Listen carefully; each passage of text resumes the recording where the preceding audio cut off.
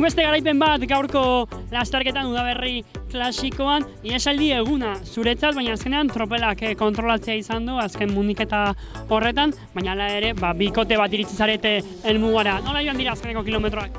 Bueno, azkenengo kilometroak oso azkarrak izan dira, azkenean Telkom taldea aurrean zegoen tiraka, esan duzun bezala, ihesaldia zegoen aurrean, eta gainera jende arriskutsa zegoen, eta bueno, tiraka egon dira, ihesaldia bota dute, eta azken igoeran Pablo Ara behetik hasi da topera, eta nik izan naiz ritmo hori jarraitu dudan bakarra, así que oso pozik, eta gero, bueno, ja esprinean, nik ja nekien asko zindarragoa nintzela, eta aprobetxatu dugu oportunitate hori. Nola kudeatu duzue, Pablo eta zure arteko harremana? Ze bi mendate eta seguro bera saiatu dela eta zu ere saiatuko zinean.